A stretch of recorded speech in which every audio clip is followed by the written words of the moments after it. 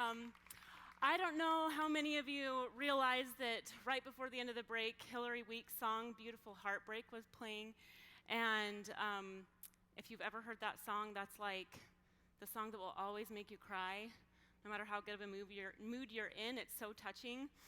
Like, if I ever had to cry on demand, I could win an Oscar for an emotional moment on film just by listening to that song, because it evokes such emotion. So thanks, because I'm already an emotional mess getting started. So thanks for your music, Hillary. 2 years ago, I found myself on my knees a lot in prayer at 4 a.m. I was, for the first time in my life, experiencing a form of depression that I'd never gone through before. And it wasn't necessarily a feeling of sadness, but just a lack of emotion and a general apathy towards things that usually brought me joy. And it was accompanied by anxiety attacks and horrible insomnia. And it was very frustrating because I couldn't think of a reason why I would be experiencing these feelings and these symptoms. I have a really blessed life. I have a wonderful husband and 3 healthy, beautiful children, and we have loving family and friends that surround us. We enjoy our activity in the church. We read our scriptures, we say our prayers. I'm even able to keep up my license as a registered nurse by doing part-time work at a fantastic clinic. So I just couldn't figure out why I wasn't experiencing more happiness, because I felt like I was living the dream. So I began to pray harder. I began to pray that I could sleep again. I began to pray to have comfort and peace. I began to pray to just feel a greater sense of joy and purpose in my life. And after several months of praying at 4 a.m., I only got one clear answer, and that was that I needed to start to pray to find someone to serve. So I turned the focus of my prayers away from myself and began to ask the Lord who He wanted me to serve. And I promised Him that I would do whatever He asked me to do.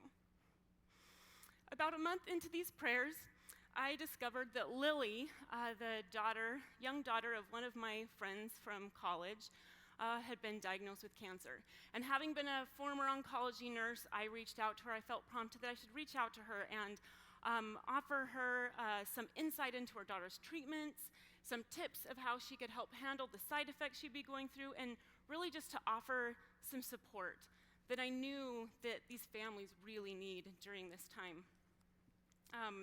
And I knew she was grateful for the support I was giving her, but I couldn't shake the feeling that there was something more I could be doing specifically to help Lily. I knew that Lily, who loves all things princess, would probably have a hard time losing her long blonde hair. I also knew, having worked in cancer, that chemotherapy usually leaves skin too tender and sensitive to be able to tolerate wearing traditional wigs, which is why you'll usually see cancer patients wearing beanies or soft scarves on their heads.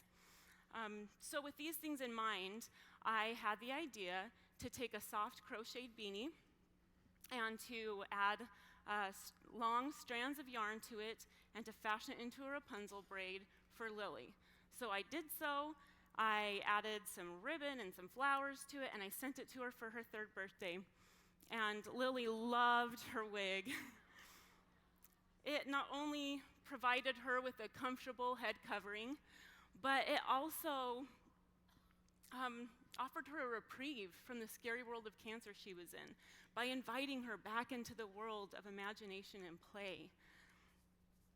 Her mother remarked that other children battling cancer would probably love to receive a gift like this because she'd never seen something like this offered to kids with cancer. In an instant, I knew that this was the answer to my prayers to find someone to serve. And also that the Lord didn't just want me to serve Lily, He had other children He wanted me to serve as well.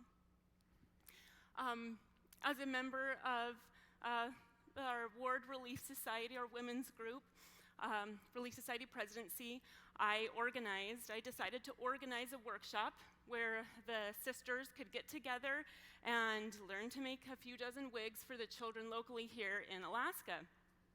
And with limited funds, I decided to go on Facebook, because Facebook is awesome, and just ask for yarn donations. There's got to be plenty of people around who have yarn to donate.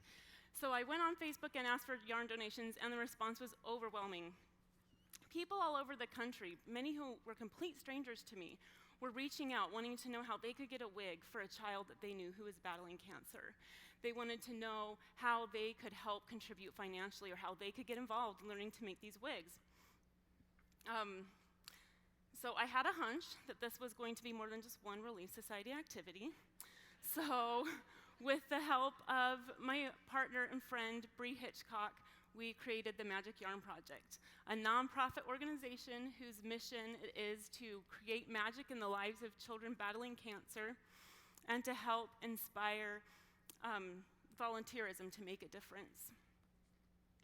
Within a month of our first wig-making workshop, our story went viral in 7 different countries.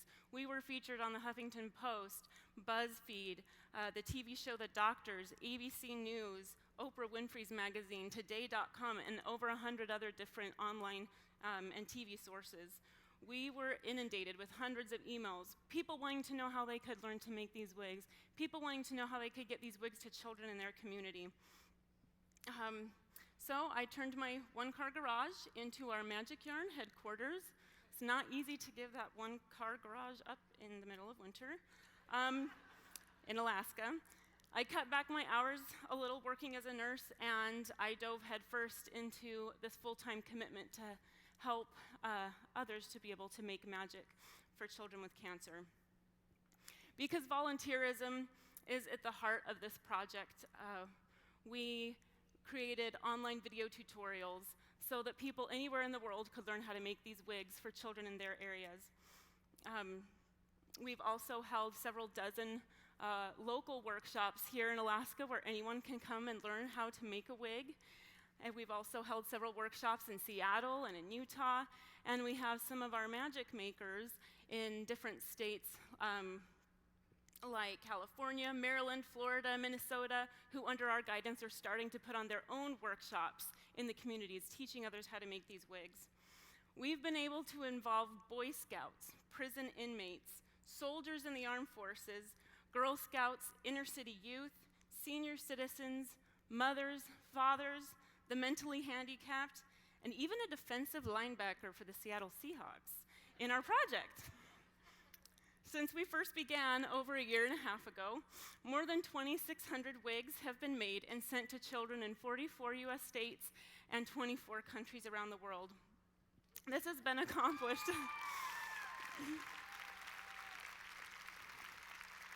This has been accomplished solely through donations of individuals, often $5 to $10 here or there, and with 100% volunteer work. However, with over 80,000 new pediatric cancer diagnoses every year in the world, we know that we've only begun to scratch the surface of the joy and light we can help bring into the lives of children who need it the most.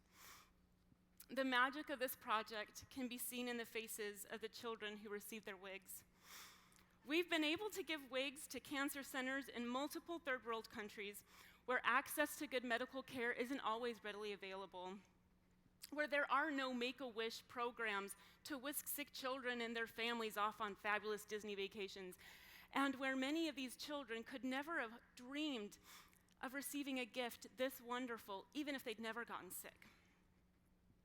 Through all our efforts to reach children in every corner of the world, we've learned that magic speaks every language, and that children in Kenya and Ukraine are just as happy and joyful to receive their wigs as our children in Michigan or Florida. It's not uncommon for us to receive letters from parents letting us know that when their daughter received her wig, it was the first time they'd seen her smile in weeks. One father in Belgium wrote to us, "Since Marie has received her Elsa wig, she has been suffering, but suffering from fits of giggles and laughter. She's also been breaking out breaking out in frozen serenades all day long. Another mother in New Jersey wrote to us, "These wigs are so much more than yarn. They are moments of innocence and childhood. They are part of the healing process for families. They are bringers of magic." The magic of this project can also be seen in the way that it has touched and changed the lives of our volunteers. We've had a volunteer from Utah write to us and let us know that being able to make these wigs and be involved in this project has given her a new sense of purpose in life, since a recent illness has left her disabled and unsure of what she was going to do with her time. The social worker at our local women's prison has remarked that having the Magic Yarn Project there has been such an effective and inexpensive rehabilitation program for the women involved, as they discover that they still have the ability to do good and serve others despite their past choices, and that it is never too late to start over. We often use the slogans, "Magic is for everyone," and "Real men make magic," to emphasize that just about anyone, with or without a crafty bone in their body, can somehow be a part of the Magic Yarn Project. Something magical happens to individuals who help bring joy to a suffering child. And it has been an unexpected blessing to witness firsthand that no one is exempt from being able to experience it.